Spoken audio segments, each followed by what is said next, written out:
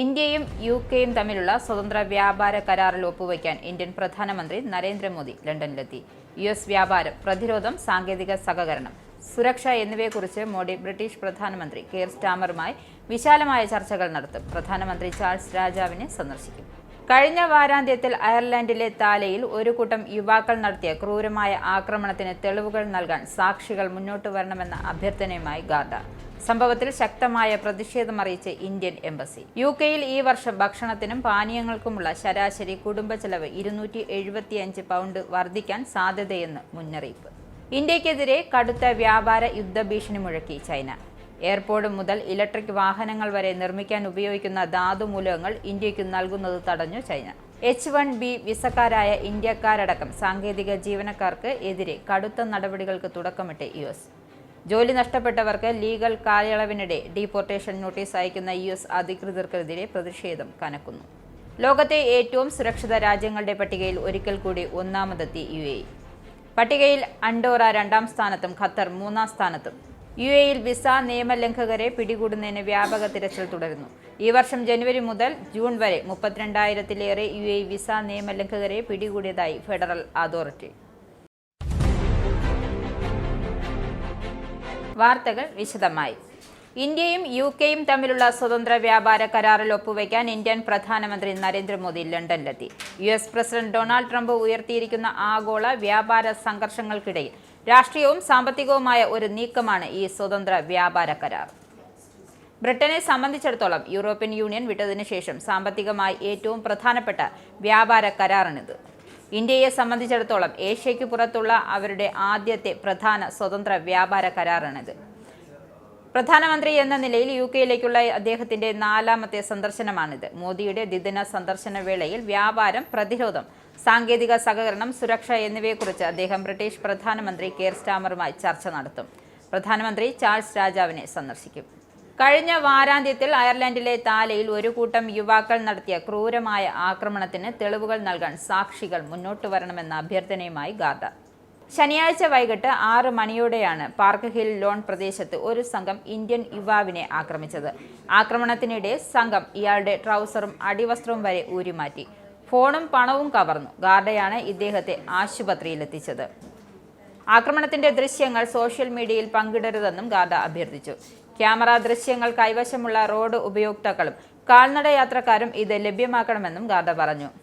ഇരയുടെ സ്വകാര്യത സംരക്ഷിക്കേണ്ടതുണ്ട്. അതിനാൽ ഈ സംഭവവുമായി ബന്ധപ്പെട്ട ദൃശ്യങ്ങൾ സോഷ്യൽ മീഡിയയിൽ പോസ്റ്റ് ചെയ്യുകയോ ഷെയർ ചെയ്യുകയോ ചെയ്യരുതെന്നും ഗാർഡ ഓർമ്മിപ്പിച്ചു. അസാധാരണമായ പ്രവർത്തനങ്ങളോ വിവരങ്ങളോ അറിവുള്ളവർ താല സ്റ്റേറ്റ് ഗാർഡ സ്റ്റേഷൻ 666 എന്ന നമ്പറിലോ ഗാർഡ കോൺഫിഡൻഷ്യൽ ലൈനിൽ 18006661 എന്ന നമ്പറിലോ ഏതെങ്കിലും ഗാർഡ സ്റ്റേഷനിലോ ബന്ധപ്പെടണമെന്നും ഗാർഡ വക്താവ് വ്യക്തമാക്കി. ഡബ്ലിനിലെ താലയിൽ ഇന്ത്യൻ പൗരൻ ആക്രമിക്കപ്പെട്ട സംഭവത്തിൽ ശക്തമായി പ്രതിഷേധമറിയിച്ച് ഇന്ത്യൻ എംബസി. കർശനമായ നടപടി ഉടൻ ഉണ്ടാകണമെന്നും അയർലൻഡിലെ ഇന്ത്യൻ അംബാസഡർ അഖിലേഷ് മിശ്ര സർക്കാരിനോട് ആവശ്യപ്പെട്ടു. ജൂലൈ 19 വൈകിട്ടാണ് നിരാശാജനകമായ സംഭവം നടന്നത്. പാർക്കിംഗ് ഹിൽ റോഡിന് സമീപം ഒരു കൂട്ടം യുവാക്കൾ 40-കാരനെ അകാരണമായി വിവസ്ത്രനാക്കി ക്രൂരമായി മർദ്ദിക്കുകയായിരുന്നു. ഗാർഡ താല യൂണിവേഴ്സിറ്റി ആശുപത്രിയിൽ എത്തിച്ച ഇദ്ദേഹത്തെ ഞായറാഴ്ച രാവിലെ ഡിസ്ചാർജ് ചെയ്തു.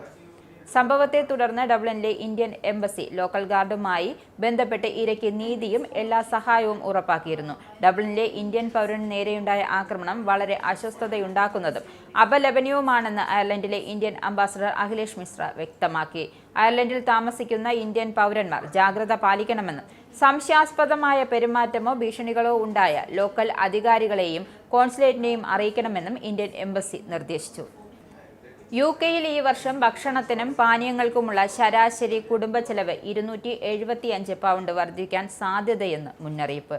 കഴിഞ്ഞ ഒരു മാസത്തിനിടെ കഴിഞ്ഞ വർഷത്തേക്കാൾ 5.2% ഭക്ഷണ വിലകൾ വർദ്ധിച്ചതായി ന്യൂമറേറിന്റെ വേൾഡ് പാനൽ പറയുന്നു. ഷോപ്പിംഗ് ചെലവിനെക്കുറിച്ചുള്ള ഉപഭോക്താക്കളുടെ ആശങ്ക വർദ്ധിപ്പിച്ചതിനാൽ സൂപ്പർ മാർക്കറ്റുകളുടെ സ്വന്തം ബ്രാൻഡ് സാധനങ്ങൾ വാങ്ങുന്നതിലേക്ക് മാറിക്കൊണ്ടിരിക്കുകയാണെന്നും മാർക്കറ്റ് ഗവേഷകർ വ്യക്തമാക്കി. ഇന്ത്യക്കെതിരെ കടുത്ത വ്യാപാര യുദ്ധഭീഷണി മുഴക്കുകയാണ് ചൈന.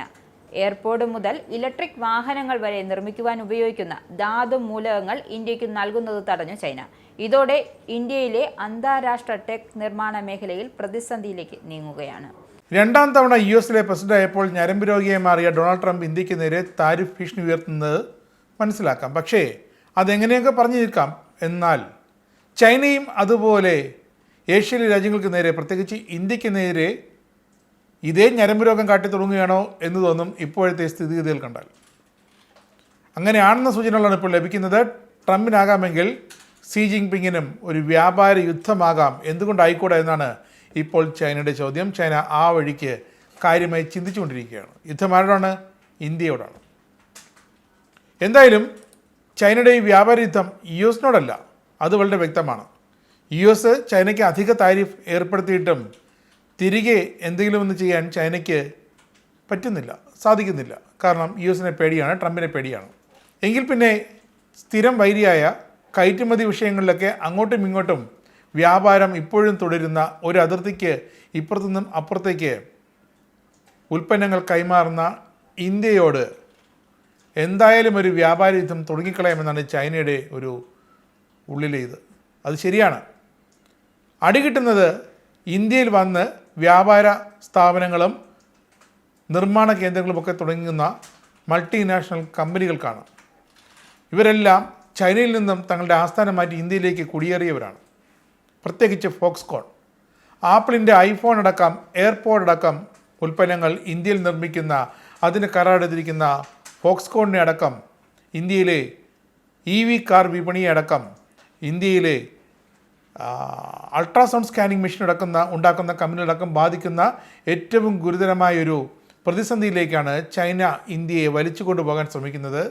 അത് റെയർ എർത്തിൻ്റെ രൂപത്തിലും മാഗ്നറ്റിൻ്റെ രൂപത്തിലുമാണ് ഇത്തവണ.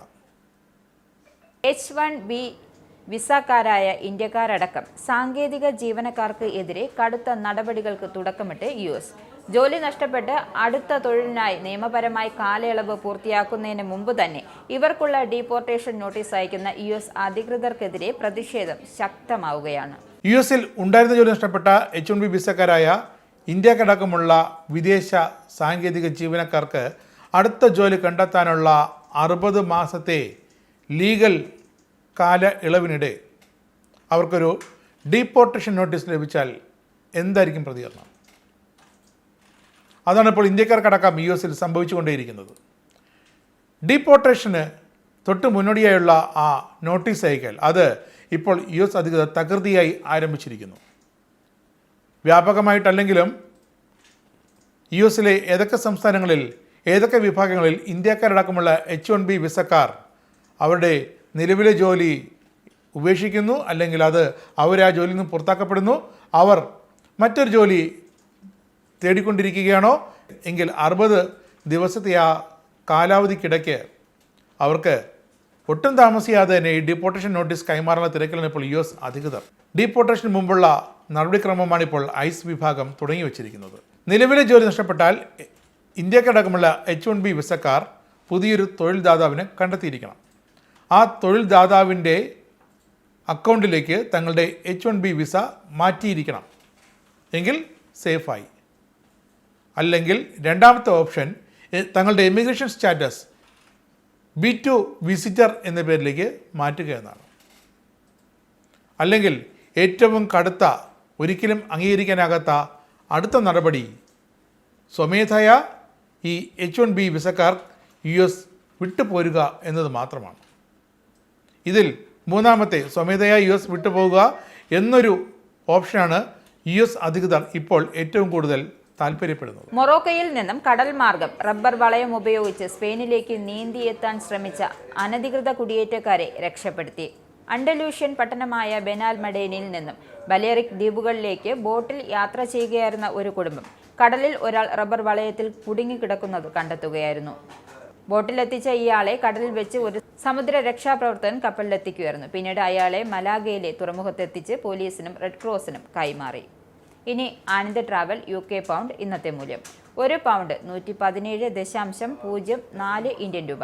ഒരു US ഡോളർ 86.44 ഇന്ത്യൻ രൂപ. ഒരു യൂറോ 101.48 ഇന്ത്യൻ രൂപ.